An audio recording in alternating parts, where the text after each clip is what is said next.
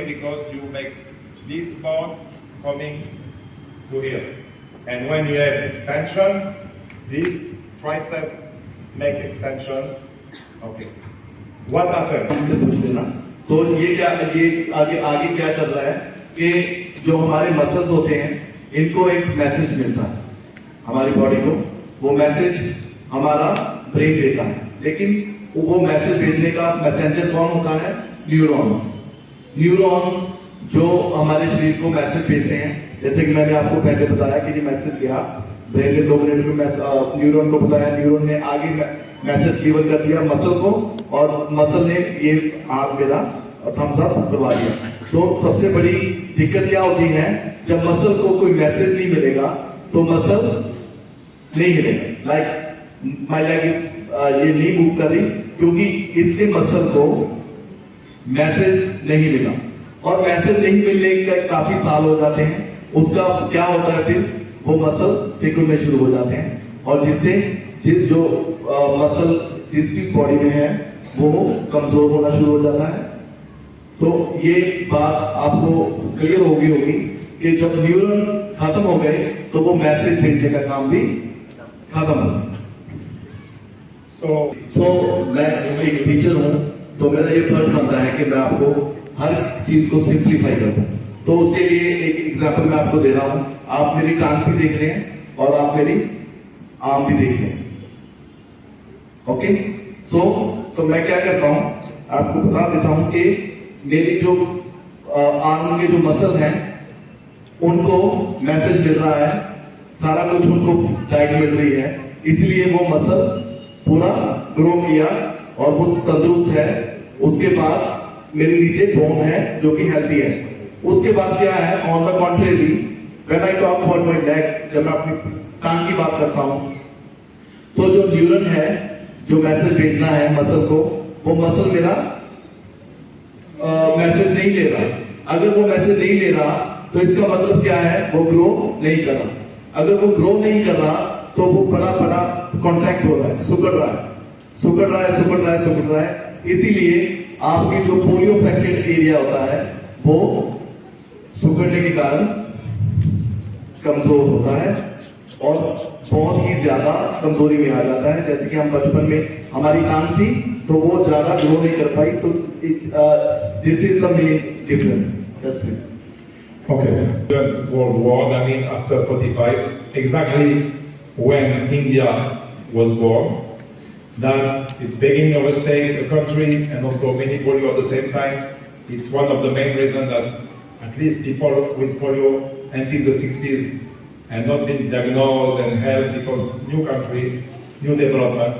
Unfortunately, it's on the price to pay for that. But late people with polio already in the world there was vaccination, and even when we knew about the post-polio, already there still is polio in India. But it's not. जब हमारा Bharat grow कर रहा था तो काफी देश जैसे कि हमारा इंडिया, पाकिस्तान और अफ्रीका के देश जो कि ग्रो कर रहे थे, उनके पास जो रिसोर्सेज की कमी थी, वैक्सीनेशन की कमी थी। तो उसके बाद 80s में ये चीज ज्यादा फैली। जैसे कि हम आपको पहले बता चुके हैं, जब वो वैक्सीन डिले हुई या वो एक्सपायर्ड हुई, और उसके बाद 80s में एक और फिनोमेना लोगों के सामने आया। पोलियो के केसेस तो बढ़ ही रहे थे, लोगों को पता चल गया था कि ये कोई बीमारी है, पोलियोलाइटिस नाम का कोई वायरस है जो कि ये सारी चीजें कर रहा है। उसके बाद 10-15 सालों के बाद 80s में क्या डॉक्टर्स को शिकायतें होने लगी कि हमें नींद नहीं आती, स्लीपलेसनेस हो रही है पेशेंट को, और उनको वो जल्दी वो काम करते करते थक जाते हैं, और नोजिया मतलब उनको चक्कर आते हैं, और उसके बाद उनको सांस लेने में थोड़ी सी दिक्कत होती है। तो इसके बाद जब इस पे रिसर्च हुई तो इसको नाम दिया गया पल्स पोलियो सिंड्रोम, PPS। तो इसके बारे में ये बातें सामने आई कि मोबिलिटी में तो इश्यू हो ही नहीं है जिसको पोलियो है, लेकिन उसकी जो डेली लाइफ है उसको भी ये अफेक्ट कर रहा है। एक तो पोलियो ने अफेक्ट कर दिया, लेकिन उसकी डेली लाइफ में क्या है, उसको नींद नहीं आ रही, उसको मतलब उल्टी की जैसा हो रहा है, या उसको थकान हो रही है, तो इसको नाम दिया गया pulse polio syndrome. Actually, it's true, it still affects. Pulse polio syndrome है, ये औरतों में ज्यादा होता है, मर्दों की comparison in comparison to males. तो सिंड्रोम का क्या मतलब है? सिंड्रोम का मतलब है मल्टीपल सिम्टम्स। अगर आपको अंदर कोई प्रॉब्लम है तो आपको बुखार हो जाता है, जो एक सिम्टम होता है, लेकिन मल्टीपल सिम्टम पल्स पोलियो के क्या है, मैं आपको बता चुका हूँ। नींद का ना आना, थकावट होना, उल्टी जैसा फील करना और जल्दी थक जाना, ब्रीदिंग में प्रॉब्लम होना। तो इसके बाद आप ये पल्स पोलियो सिंड्रोम क्यों आया? क्योंकि आप अपनी बॉडी को ओवर यूज कर रहे हैं। ओवर यूज का मतलब जरूरत से ज्यादा उसको यूज करना। जरूरत से ज्यादा यूज करने को एक एग्जांपल के थ्रू जो हमें बताया है कि जैसे 20-22 साल का लड़का बहुत अच्छी फुटबॉल खेलता है, उसने ट्रेनिंग ली है, he is a very good player, वो बहुत अच्छा खेलता है। उसके बाद वो जो लड़का है धीरे धीरे ट्रेनिंग उसकी वैसी जारी है जितनी ट्रेनिंग वो पहले करता था, उतनी ट्रेनिंग वो 30 साल का होकर भी कर रहा है, पर उसकी एफिशिएंसी ऊपर जा रही है या नीचे हो रही है? आप बताएंगे, एफिशिएंसी उसकी बढ़ रही है या कम हो रही है? उसकी एफिशिएंसी कम होगी क्योंकि वो अपनी बॉडी से ज्यादा काम ले रहा है। बॉडी इतना काम आपको नहीं देगी। आपके क्रिकेट में आपको पता होगा कि 30-35 साल के बाद सचिन तेंदुलकर को भी संन्यास लेना पड़ा, बिकॉज उसकी टाइमिंग में फर्क आ गया था, तो इसीलिए संन्यास लिया जाता है। तो संन्यास ओवर यूज करने का हम पे कैसे रुकता है, ये करता है। अगर मेरी टांगे नहीं काम कर रही तो मैं किससे काम लूंगा? अपनी आर्म से, बाहों से।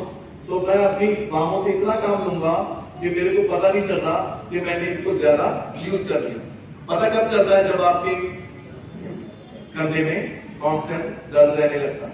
तो वो दर्द की दवा आप कहाँ लेते हैं? या तो आप एक जो नीली पीली हरी गोली होती है वो ऐसे ऐसे खा लेते हैं ना, तो जहाँ फिर आप यहाँ पे वो लगा देते हैं, वो डॉक्टर यहाँ पे पट्टा डाल देते हैं, चीपी लगा देते हैं, स्ट्रिप लगा देते हैं, या फिर आप एक अच्छे फिजियोथेरेपिस्ट के पास जाएंगे। लेकिन किसी ने नहीं बताया सर आपको पोलियो है, आपको पल्स पोलियो सिंड्रोम है। किसी ने बताया आपको कभी? आप इसी इन्फेक्टेड है? नहीं बताया। वो क्यों है? सिर्फ आप अपनी बाहों को अपनी टांगे बना लें, बन सकती हैं? देखो, पोलियो सिंड्रोम जो आप समझ चुके हैं ये होता क्या है। पल्स पोलियो सिंड्रोम होता है अपनी बॉडी से ओवर यूज काम लेना, और उसके बाद जो सिम्टम आपको आते हैं वो आपको आएंगे ही आएंगे। तो इसको रोका कैसे जा सकता है? By the help of rehabilitation. Rehabilitation word आपने सुना है, इसका मतलब क्या है? रिहैबिलिटेशन का मतलब है जो आपके शरीर में कुछ प्रॉब्लम्स आई हैं उनको बेटर एक्सरसाइज से दूर करना। पोलियो का इलाज नहीं हो सकता, लेकिन पल्स पोलियो सिंड्रोम का इलाज हो सकता है। वो कैसे? वो दवा से नहीं होता, वो प्रॉपर उनको उन कारणों को रोकना है जो पल्स पोलियो सिंड्रोम को आपके शरीर में ला रहे हैं। तो उसके सबसे पहले एक आदमी कितना फाइटर हो सकता है? वो जॉब लेता है, वो अपनी फैमिली को चलाता है, ऑलराइट, तो वो इस भागदौड़ में भूल जाता है कि वो अपनी बॉडी को ओवर यूज कर रहा है। और जब उसके पल्स पोलियो सिंड्रोम आने लगते हैं तो वो उसको क्या मान लेता है? उसके डेली रूटीन का हिस्सा मान। आपको नींद नहीं आती तो आप करवटें बदलते रहते हैं, जब आपको अच्छी नींद आ जाती है तो आपको अच्छा लगता है, लेकिन डेली नाइट आप ये फील करते हैं, लेकिन इसके बारे में बात नहीं करते। तो इसके बारे में आगे जो हमने ये भी बताया है, तो वो व्हीलचेयर के बारे में बोल रहे थे कि आपको जो चीज जहां जरूरत है उसको यूज कीजिए, और उसके बारे में हम आपको आगे बताएंगे। और एक्सेसिबिलिटी के बारे में इन्होंने अभी बात करेंगे। तो main reason pulse polio syndrome के हैं अपनी बॉडी से ओवर यूज काम करना। Okay.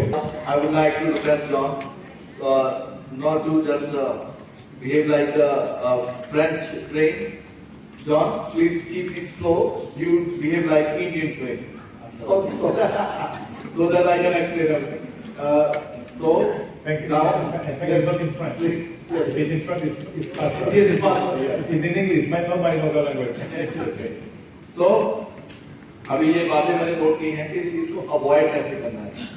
पल्स पोलियो सिंड्रोम को हम अवॉइड कैसे कर सकते हैं, ये आपके ही हाथों में। कोई इसकी जड़ी बूटी नहीं बनी, कोई दवा नहीं बनी इसकी, ये आपके ही हाथों में। पिछले 2 दिनों से हम होटल में हैं, हमारे पास मल्टीपल लोग जो फाइटर्स हैं, जो ग्रुप में जुड़े थे, वो आ रहे हैं लगातार। उन्होंने सभी में एक ही प्रॉब्लम है, एक ही हमारा एक ही रीजन है, एक ही धर्म है ना। तो एक ही हमारी एक प्रॉब्लम है, वो है पीपीएस। ये पोलियो तो हमें सबको है, उसके बाद सभी को एक सिस्टम तंग कर रहा है, वो है पल्स पोलियो सिंड्रोम। और उस पल्स पोलियो सिंड्रोम की किसी को भी नॉलेज नहीं थी, मुझको भी नहीं थी, नीलेश को भी नहीं थी। थैंक्स टू डॉक्टर जॉन, वो हमें मिले, वो उन्होंने आपको ढूंढा और बताया कि आप इसके बारे में अवेयरनेस फैलाइए। तो आज दिन ये आया है कि ये हमारे बीच में है।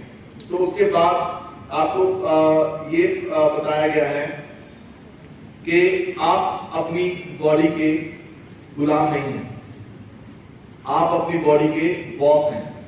बॉस का मतलब आप अगर चाहेंगे आपकी बॉडी वैसे बिहेव करेगी, लेकिन आप अपनी बॉडी के गुलाम तब बन जाते हैं जब आपको ये लगता है कि दूसरा जो सामने बैठा है वो क्या सोचेगा, वो क्या सोचेगा, सबसे बड़ा लोग क्या कहेंगे। तो अगर मैं ऐसे बैठा हूं तो वो चोपड़ा जी देख रहे हैं, वो ऐसे क्यों देख रहे हैं मेरे को, तो ऐसे क्यों देख रहे हैं, ऐसे क्यों देख रहे हैं, ऐसे क्यों देख रहे हैं, तो मैं अपने आप को कवर करना शुरू कर देता हूँ। मैं वो बातें बंद कर देता हूँ करनी जो मुझको करनी चाहिए, जिसमें मैं कंफर्टेबल हूँ। तो इसने ये बताया कि सोशल जो आपका प्रेशर है वो आप पे बिल्कुल रहता है। अरे मैं ये कर सकता हूँ, मैंने ये कर दिया, मैं वो कर दिया, नहीं। अगर आप इनसे 5 मिनट बात करेंगे, ये आप में से वो जो जिन्न है ना, आपको वो बाहर निकाल देंगे। अब ये बैठा देखो, तो आप मानेंगे कि हाँ मैं तो ऐसे करता हूँ, ऐसा हो जाता है। Yes please. Okay, so we have talked here, it is very important point, I think, in Gujarat, so I will talk more about that. सबसे पहले जॉन ने ये बताया कि वो ऑनलाइन सेशन लेते हैं, हम सभी उनसे ऑनलाइन कनेक्टेड हैं। तो ऑनलाइन सेशन का ये क्या होता है, कई बार जो हमारी डिसेबिलिटी है वो फोन से उतनी ज्यादा सामने नहीं आती। तो इन्होंने ये पाया कि जब ये मेरे को पहली बार मिले थे, तो ये मेरे को ऑनलाइन मिले थे, 5 साल की हमारी स्टैंडिंग थी, ये दिल्ली आए थे पहली बार आज से 4 साल पहले। तो उन्होंने जब मेरे को देखा तो उन्होंने मेरे को बोला कि आपकी जो डिसेबिलिटी है वो देखने में कम लगती है, लेकिन जो डिसेबिलिटी इज फार मोर, आपकी बहुत डिसेबिलिटी ज्यादा है। वो ज्यादा कैसे है वो ये बताएंगे, वो जब एग्जामिन करते हैं कि हम अपनी डिसेबिलिटी को कैसे कम आंकते हैं, और कम आंकने का जो खमियाजा है वो हमें भुगतना पड़ता है पीपीएस के पल्स पोलियो सिंड्रोम के रूप में। और उसके बाद जो आप सभी सज्जन यहाँ पे बैठे हैं, हमें एक कॉमन प्रॉब्लम है, हमारा बैलेंस बहुत ही ज्यादा खराब है। और उस बैलेंस को ठीक करते करते हम पता नहीं क्या करते हैं। अगर किसी को एक क्रच की जरूरत होती है तो वो एक क्रच नहीं यूज कर रहे, अगर किसी को 2 क्रचेस की जरूरत है तो वो एक यूज कर रहा है। अब अगर मेरे को जरूरत है कि मैं क्रॉल करूंगा छोटी छोटी बातों के लिए, मैं व्हीलचेयर को नहीं छोड़ना चाहता, तो ये प्रॉब्लम हमारी हम ही खुद ही बढ़ा रहे हैं। उसके बाद जॉन ने ये एक किया है कि अगर आप 1 कदम चलेंगे तो वो 10 चलने के लिए तैयार है, और he will come forward for 10 steps। ये आपके साथ है, और अगर आप वो कदम भी नहीं उठाना चाहते तो it's okay, it's bye bye from me. तो आपने ये जान लिया, लेकिन आपको फाइटर होना पड़ेगा। कैसे? अगर आपने यहाँ जान लिया कि हाँ पल्स पोलियो सिंड्रोम की एक चीज होती है, तो आप उस चीज को सीरियसली लेंगे, अदरवाइज जिंदगी की जो चाल है वो ऐसे ही चलती जाएगी, ऐसे ही रुकनी नहीं है इसमें। ओके, तो आपको ये लगेगा कि आपकी जो स्थिति है वो बद से बदतर होनी शुरू हो गई। तो उसके बाद एक और बात थी कि मैं अकेला ही चला था सफर में, लोग जुड़ते गए, काफिला बनता गया। तो आपका वो ये काफिला है जो 2-3 लोगों से शुरू हुआ, और ये काफिला यही नहीं रुकना चाहिए। अगर आप 2-3 लोगों जो आपके दोस्त हैं जो पोलियो फैक्टर हैं, अगर मनीष जी ये बात सोच लेते, भरत भाई चोपड़ा जी जो बैठे हैं, तो यही तो जो भी सज्जन ये सोच लेते कि हम 10-15 जाने भाभी जी बैठे हैं, हम 10-15 रोज सेशन दे रहे हैं, तो हमें फायदा हो रहा है, ठीक है, हमारी फैमिली को, तो आप यहाँ बैठे नहीं होते। तो ये इनकी नेक सोच है। इन्होंने कहा कि नहीं, मैं तो सूरत में एक मैसेज फैलाना चाहता हूँ, आप सभी लोगों को बताना चाहता हूँ कि ये पोस्टपोलियो सिंड्रोम क्या है। उसका रिजल्ट आपके सामने है। और जब हमने जॉन जी से बात की, इनसे रिक्वेस्ट की, तो उन्होंने एक बार भी मुड़ के नहीं कहा, उन्होंने सीधी तारीख दे दी कि मैं इतनी तारीख को आ रहा। और उसके बाद अगर आप अपने आप को इम्प्रूव करने की कोशिश करेंगे तो हम आपके साथ हैं, बिल्कुल। और एक और चीज है, हमारे साथ एक सज्जन प्रैक्टिस कर रहे थे, उनकी बॉडी में बहुत पेन था, बहुत ज्यादा पेन था उनको जब प्रैक्टिस कर रहे थे। वो पेन आपको इस चीज से दूर लेके जाएगा, नहीं मैं ये नहीं कर सकता। तो उसका रिजल्ट मैं आपके सामने बैठा हूं, मैं आपके सामने बैठा हूं। You are talking about pain, I am explaining pain. जब आपको कहा जाता है कि आप अपनी थोड़ी टांग उठाइए, ऐसे लाइए और आगे कीजिए, तो आपको पेन, बड़ा पेन होता है, नहीं ऐसे, ओके इट्स ओके। पहले सेशन में आप यहां तक लाएंगे, ओके, दूसरे सेशन में आप यहां तक लेके आएंगे। अगर आप ला सकते हैं, सभी की बॉडी डिफरेंट है, तो इन्होंने मेरे को बोला कि आप इसको ऐसे क्यों नहीं करते, तो मैंने कहा ओके। तो मैं जब ऐसे करता रहा, तो मेरी जो बॉडी की जो इलास्टिसिटी थी, जो इसकी जो लेजीनेस था, वो कम होती गई। और आज रिजल्ट आपके सामने है कि मैं डिफरेंट पोजीशन में बैठ सकता हूँ। अब देखिए ये लाइक तेरी काम हो जाती है, ये देखिए ये इलास्टिसिटी है। मैं आपको ये नहीं बोल रहा कि आप कीजिए, लेकिन इस पोजीशन में मैं घंटों बैठ सकता हूँ, और इसका इफेक्ट कहाँ जाता है, मेरी स्पाइन, वो और नहीं बढ़ेगी। ऑलराइट, तो अगर आप ये कहते हैं कि पहले सेशन में दर्द होता है, ना भाई ना, ओके, नहीं फिर टूट जाएगा, ऐसे नहीं। तो आपको पहला सेशन, दूसरा सेशन, तीसरा, इफ यू कंटिन्यू, ये प्रॉमिस हमारा है कि ये सिलसिला चलता रहेगा इसी तरह। लेकिन आपको एक कदम तो आगे बढ़ानी पड़े, और वो कदम बढ़ाना बहुत मुश्किल है, ये तो बात बिल्कुल सच है। और उसके बाद जो हमने ये बोला है कि जो एक्सेसरी हम यहाँ पर बैठे हैं, मैं व्हीलचेयर पे बैठा हूँ, मैं इसका गुलाम नहीं हूँ, ये इस व्हीलचेयर का। अगर मैं इसका गुलाम बन के बैठ जाऊंगा, तो मैं वो सब चीजें कैसे करूंगा फ्रीली जो मुझे करनी चाहिए। अगर मैं व्हीलचेयर को यूज कर रहा हूँ, मेरी नीड है व्हीलचेयर, इट्स ओके, इसको मैं अपनी टांगों की तरह यूज कर रहा हूँ। अगर मैं इसको अपनी टांगों की तरह इसको यूज कर रहा हूँ, तो मुझको एक्स्ट्रा एक्सेसरी की जरूरत नहीं है। जैसे आपको आप मेरे को देख रहे हैं, नीलेश भाई को देख रहे हैं, हम शूज नहीं पहनते, हमने अपने शूज पिछले 5 सालों से जिंदगी से निकाल दिए हैं। हमने कौन सी पहले दौड़नी है, शूज नहीं पहनते हम, क्योंकि शूज क्या कर लेते, वो हमारी ग्रेविटी को और बढ़ा देते, वो हमारे बैठने के पोस्चर को और बिगाड़ रहे थे। पता कब चला, जब हम इनके कांटेक्ट में हैं। तो उन्होंने बोला कि ये शूज आपकी जरूरत के नहीं है। एक दिन, 2 दिन, 3 महीने थोड़ा सा मुश्किल लगा, पार्टी में जाना है, लोग क्या देखेंगे, अरे क्या आप जूतों के बिना बैठा है। लेकिन उसके बाद जब हमारे मन में आ गया कि जूतों की जरूरत ही नहीं है, तो अभी 5 साल हो गए वो वैसे ही पड़े। ऑलराइट, तो एक्सेसरी आपकी जरूरत के लिए है। अगर आप ये क्रच यूज करते हैं, ये बैसाखी यूज करते हैं, तो ये इस पे आपने बिल्कुल डिपेंडेंट नहीं होना है। और ओके, क्योंकि ये जो एक्सेसरी है, ये भी आपको बहुत नुकसान करती है। ये अभी मैम को भी ये आए थे, इनके कंधों में कांस्टेंट दर्द रहता है, वो उसी का कारण है। और उसके बाद एक्सेसरी के बाद बात हो गई है, तो सबसे पहले आपको अडेप्ट करना पड़ेगा अपनी बॉडी को। अगर आप अपनी बॉडी को स्वीकार नहीं कर पा रहे, तो ये सबसे बड़ी प्रॉब्लम होगी। स्वीकार करने का मतलब क्या है बॉडी को, अगर मेरी बॉडी को 2 क्रचेस चाहिए तो चाहिए, एक लेकर मैं किसको नेबर को क्या शो कर रहा हूं कि देखिए ये तो एक क्रच लेके जा रहा है, यार ये तो बड़ा एबल है।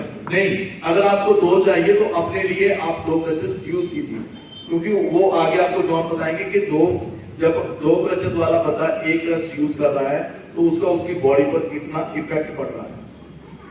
अगर मैं सारा दिन व्हीलचेयर पे ऐसे आलू की तरह बैठा रहूंगा, तो मेरी बॉडी का क्या हाल होगा ये मैं जानता हूं। तो have to change your mind. Mind आपका है, आपने चेंज करना है।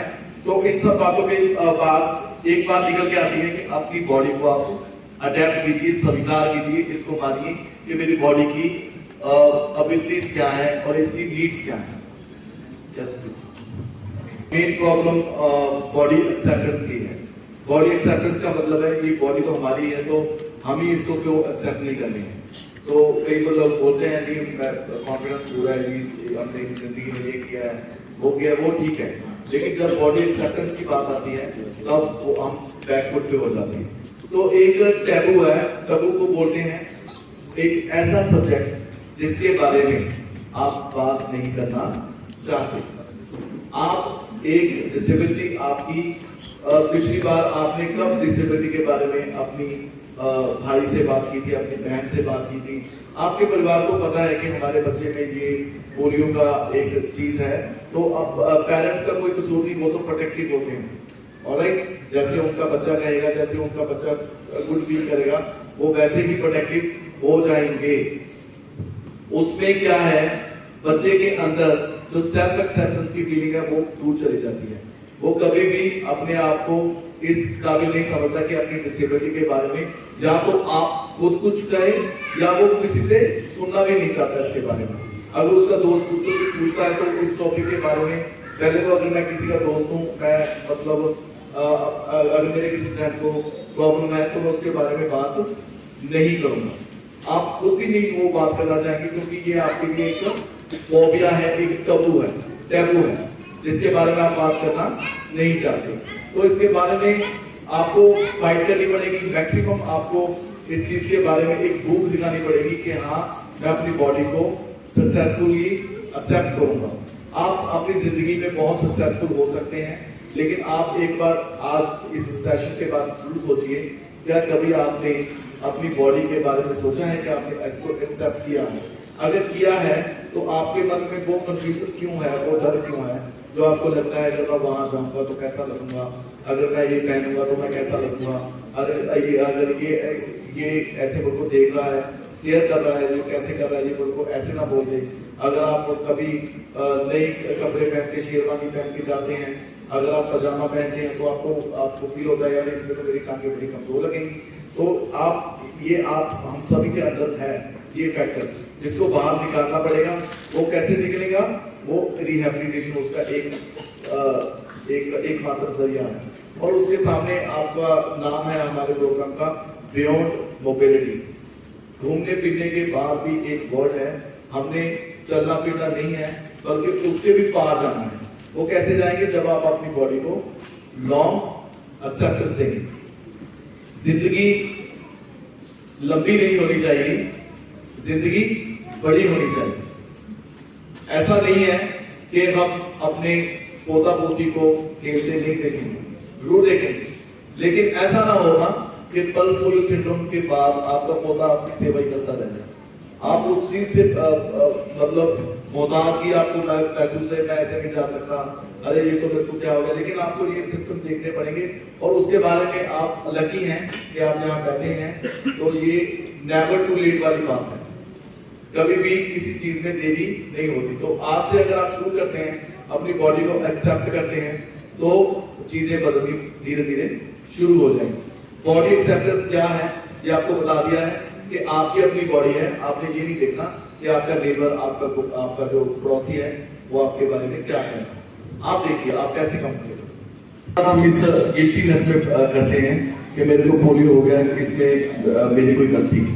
ऑलराइट, अगर आप ये भी नहीं सोचते, आपको आपके पेरेंट्स बहुत सपोर्टिव हैं, आपके पड़ोसी बहुत सपोर्टिव हैं, आप स्कूल में गए हैं, स्कूल के जो बच्चे हैं वो बहुत आपके दोस्त बहुत सपोर्टिव हैं, लेकिन कभी ना कभी सोसाइटी में कोई ना कोई एलिमेंट ऐसा आ जाता है जब आप अपने आप को गिल्टीनेस आपको फील होती है कि यार ये ऐसे है, अगर मैं ये काम करूंगा तो मतलब लोग क्या कहेंगे, अगर मैं वहां जाऊंगा तो कैसे लगेगा।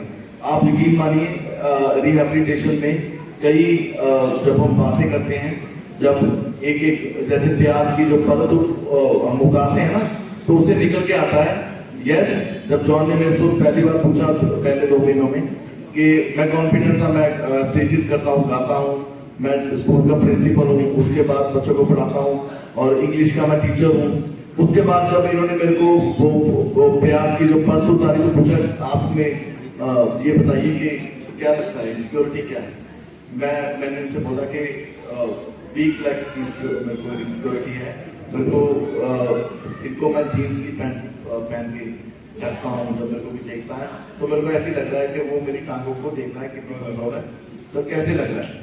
तो सबसे पहले अगर आप ये कहेंगे नहीं आप तो ओके है बिल्कुल, तो अभी मेरे पास कोई जॉन के पास भी कोई ऐसी एक्सरे मशीन तो नहीं है कि वो आपको उस पर डालेंगे और आपकी सारी इंसिक्योरिटी निकल के साइड में आ जाएगी। ये देखिए 15 पॉइंट है, नो आप बताएंगे एंड अभी मौका है। ऑलराइट, तो उस चीज को सोचिए, इसके बारे में बात हुई है और उसके बारे में उसके बाद आपको एक ये भी कहा गया है कि आप अपनी बॉडी को 2 हिस्सों में देखते हैं, दूसरा नहीं देखता, आप ही देखते हैं 2 हिस्सों में।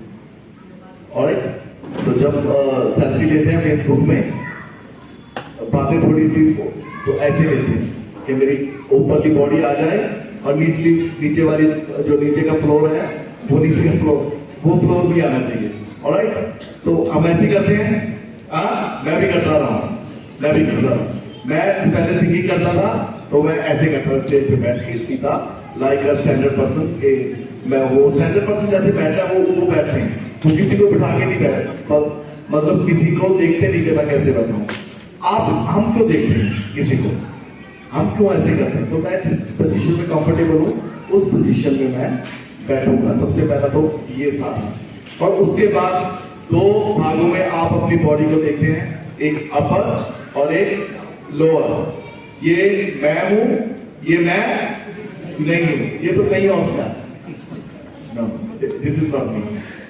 ये इसको छुपाते हैं, क्या करें, बहुत तरीके हैं, बहुत खोजे हैं, इतनी खोजे तो न्यूटन ने लिखी जितनी हमने कर दी। ठीक है, हाँ। तो उसके बाद जॉन ने ये भी बोला है कि आपकी प्रॉब्लम को बढ़ाने के लिए पोलियो ही काफी है। आपकी प्रॉब्लम को बढ़ाने के लिए पोलियो ही काफी है। Then why you add on, आप बढ़ा क्यों रहे हैं उसको। तो आप बोलेंगे कैसे बढ़ा रहे हैं, हमको बढ़िया लाइफ है, बच्चे हैं, बच्चे बहुत रिस्पेक्टफुल है, बड़ी इज्जत देते हैं, दोस्त हैं, वो ठीक है, इट्स ओके, वो पार्ट जिंदगी का। लेकिन आपने अपनी प्रॉब्लम को बढ़ाया है, आप एक्सेप्ट नहीं कर रहे अपनी बॉडी को। और जब हमने एक्सेप्ट करना सीख लिया तो आपको सभी कुछ मैं आपके सामने तो बता रहा हूँ। आप मेरा फेसबुक अकाउंट देखिए, वहां पे मेरी स्नैप्स देखिए, पिछले 5 सालों में सब कुछ बदल तो गया है। ऑलराइट, तो अगर मेरा बदल सकता है, नीलेश भाई का बदल सकता है, तो आपका क्यों नहीं। आप सोचिए इस बात को। तो इसके बाद एक वर्ड है हमारे पास कि I am the best. I am the best, बोलिए आई एम द। इसके बाद आपने कोई ट्रॉफी थोड़ा जीतनी है, कोई मैराथन थोड़ा दौड़नी है, कोई मतलब माउंट एवरेस्ट थोड़ा चढ़ना है। उसको बोलना है कि मैं बेस्ट हूं, मेरी कंडीशन ये है, मैं इसलिए तो मैं ऐसे बैठा हूं। आपको किसी ने कुछ नहीं देना। अब ये मैंने क्या नहीं, मैं ऐसे बैठा। 1-2 मिनट की स्टेयर होती है, वो 1-2 मिनट की जो घूर होती है ना स्टेयर, जैसे ऐसे देखना, वही नहीं हमसे बर्दाश्त हो रही, वही नहीं बर्दाश्त हो रही। कितनी चीजें छोड़ दी उसके लिए। बच्चों के लिए आप क्या क्या नहीं करते, बहुत कुछ करते हैं। सुबह निकलते हैं, माँ बाप क्या क्या नहीं करते, बहुत कुछ करते हैं। आप अपने लिए क्या किया, अपने लिए कुछ नहीं किया। कॉन्फिडेंस तो दीजिए। फिर आपको पल्स पोलियो सिंड्रोम का सबसे बड़ा मतलब जो नतीजा है ना वो भुगतना पड़ेगा। बच्चे पूछेंगे पापा आप ऐसे क्यों हैं, पापा आप ऐसे क्यों हैं, 4 टायर क्यों लगाए हैं, लेके आए। प्रॉमिस किया है जॉब ने, ये बहुत ही बिजी पर्सन है, ये हमसे पूछ लीजिए, मेरे से पूछ लीजिए, वेरी बिजी। लेकिन अपना एक टाइम, एक मिनट ये हमारे लिए देते हैं। ऑलराइट, क्योंकि ये ग्रो करना आपसे चाहते हैं कि आप ग्रो कीजिए। और इसमें आप कहेंगे कि इसमें क्या, इसको पर्पस क्या है, इसमें इनका क्या है, ये छोड़ना प्लीज, इंडियन छोड़ दो बैठ। इसमें किसी का कोई फायदा नहीं, कोई इसका आपका ही फायदा है। आप हमें देख लीजिए सामने, हम बैठेंगे। ऑलराइट, तो हम इसकी गारंटी आपके सामने बैठेंगे। तो जस्ट डिस्कवरिंग बॉडी, आप अपनी बॉडी को डिस्कवर कीजिए, यही आपके लिए सबसे बड़ी आपकी जिंदगी की कमाई होगी। जी क्योंकि हिंदुस्तान के जो पड़ोसी देश हैं उनमें ये प्रॉब्लम है डिसेबिलिटी के बारे में जो रस्मियां लोगों का ऐसा नहीं है। तो यूरोप जो ज्यादा हम मानते हैं कि एक डेवलप्ड कंट्रीज हैं उनमें भी लोगों में एक नॉन एक्सेप्टेंस की फीलिंग है। तो उसमें जॉन ने हमें बताया था कि स्टेशन मास्टर का लड़का था, वो खेलते खेलते लाइनों पे आ गया और उसकी दोनों टांगे ट्रेन से कट गई। तो वो बच्चा वही नहीं रुका, जब वो बड़ा हुआ उसने पढ़ाई की, सब कुछ किया, तो उसने सोचा कि क्यों ना कैंपेन की जाए, लोग मेरे को ऐसे क्यों देखते हैं। तो उसने कैंपेन चलाई पूरे स्विट्जरलैंड में और उसका टाइटल था मेरे डिसेबिलिटी को और डिसेबल मत करो। I am not disable, don't consider me disable, don't make me disable, I am very much able. और उसके लोगों में एक ऐसा जुनून चला कि उस लड़के के पोस्टर जगह जगह स्विट्जरलैंड में लगाए गए और आज उसी बात का रिजल्ट है कि यूरोप में लोगों ने उसको एक्सेप्ट किया और तरह तरह के बेनिफिट वहां पे पड़ते हैं। तो आपने भी देखा होगा कि इंडिया में भी कोलगेट की ऐड आती है, एक लड़की के दांत सुंदर नहीं है तो वो कहती है, लोग कहते हैं कि आपके दांत सुंदर नहीं है, तो वो कहती है मैं फिर भी हंसूंगी। कौन लोगे? आपने देखी होगी। I want just to add something about that. I don't think that Indians are less clever than European. I think they are more clever than European. Much more. Not because I live in India, but I think a long time. And I think that actually today in Europe, in France for example, we see sometimes, not every day, but sometimes we have advertisement, big poster. Like I give you two example I give to France today and yesterday. You just, and at the same time you will open mentality. Two examples John ने दिए हैं कि कैसे लोगों की mentality को आप catch कर सकते हैं। तो एक एग्जाम्पल है इनकी, जो बताइए एक लड़की है जो कि ज्यादा मतलब ऐसी सुंदर नहीं है जैसे कि फिल्मी हस्तियों को लिया जाता है एज मॉडल, जैसे कि हम आमतौर पे देखते हैं। वो लड़की गुड लुकिंग नहीं है, सो है, और उसने एक लहंगा डाला हुआ है, एक ड्रेस डाली हुई है और उस ड्रेस के ऊपर लिखा हुआ है Why don't you look at my dress? या आपको मेरी ड्रेस कैसी लगी? ओके, लेकिन सभी क्या देख रहे हैं, उस लड़की की टांगे कटी हुई है और उसने नकली टांगे पहनी हुई। तो वो लोग सोच रहे हैं यार ये क्या नौबत आ गई थी इसको लेने की। तो उसने पहले ही ऊपर एक कटाक्ष किया है कि आपको मेरी ड्रेस कैसी लगी। लोग ड्रेस नहीं देख रहे, लोग उस मॉडल का चेहरा भी नहीं देख रहे, वो क्या देख रहे हैं, उसकी जो एम्पुटेशन, जो उसकी टांगे कटी हुई है वो देख रहे हैं। और उसकी दूसरी एग्जांपल ऐसी है, एक लड़के की फोटो लगी है और उसने ग्लासेस लगाया हुआ है, डार्क लेकर ग्लासेस लगाया हुआ है एंड वेल सूटेड, उसने टाई लगाई हुई है, तो बैठा है वो व्हीलचेयर पे। पोस्टर के ऊपर लिखा हुआ how do you like my glasses, आपको मेरे ग्लासेस कैसे लगे। ग्लासेस पे ध्यान नहीं जाएगा, कहां पे जाएगा, ये व्हीलचेयर पे बैठा है, इसको एडवर्टाइजमेंट लेने में क्या व्हाट इज या so this is from the company ने उनको अपना मॉडल बनाया है लोगों का अटेंशन खींचने के लिए।